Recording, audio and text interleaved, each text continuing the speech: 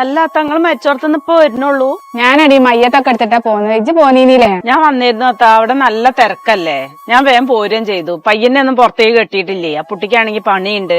ഡിജി പറഞ്ഞ മാതിരി നല്ല തിരക്കുണ്ടായിന്, ഓളൊക്കെ നല്ല ഉണ്ട്. ആ റുക്കിയാത്ത നല്ല മത്സരത്തി തന്നെയല്ല, എല്ലാരോടും നല്ലൊരു പെരുമാറ്റി തന്നെയല്ല അതിന്. അല്ലാത്ത ആ താത്താനം മരിച്ചിട്ടുണ്ട് അവരെ വീട്ടിൽ തന്നെ വെച്ചേ. അയറ്റുള്ളവിടെ ആണെങ്കിൽ സൗകര്യവും ഇല്ല. അതിന്റെ ആങ്ങളേന്റെ വീട് അതിന്റെ അപ്പുറത്ത് തന്നെയല്ലേ, അവിടെ ഒക്കെയാണെങ്കിൽ കുറച്ചും കൂടെ സൗകര്യമായിരുന്നു ആൾക്കാർക്ക് വരാനും പോവാനൊക്കെ. റുക്കിയാത്ത മരിച്ചിനീന്റെ അടുക്ക് പറഞ്ഞീനോലോ അതിന്റെ പേരിൽ തന്നെ അതിന് മരിച്ചിറങ്ങണമെന്ന്. അവിടെ പറഞ്ഞു കേൾക്കുന്നുണ്ട് ആൾക്കാരൊക്കെ. അല്ലെങ്കിലും മരിച്ചിറങ്ങണം അവനാന്റെ പെരേന്ന് തന്നെയല്ലേ നല്ലത്.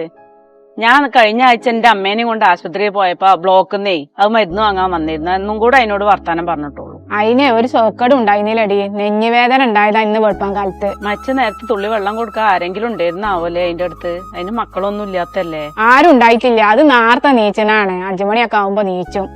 അപ്പൊ ഇതേമാതിരി വെളിച്ചും തിരിച്ചൊന്നും കാണായിട്ടേ ആങ്ങളെ പോയിക്കാണ്ട് വാതില് മുട്ടി തുറന്നപ്പോ വിളിച്ചിട്ടൊന്നും വിളി കേൾക്കണില്ല. അപ്പൊ വാതില് മുട്ടി പൊളിച്ചിക്കാണ്ടേ നോക്കിയപ്പോ മരിച്ചു കിടക്കണുണ്ട്. ആങ്ങളൊക്കെ അല്ലെങ്കിലും പെങ്ങളെ നോട്ടം കുറച്ച് കുറവ് തന്നെയാണ് അല്ലേ? ആങ്ങളാരെ സ്നേഹേ ആ ചെറുപ്പത്തിൽ തന്നെ ഉണ്ടാവുള്ളൂ പെങ്ങന്മാരോട്, പിന്നൊക്കെ കണക്ക് തന്നെയാണ്.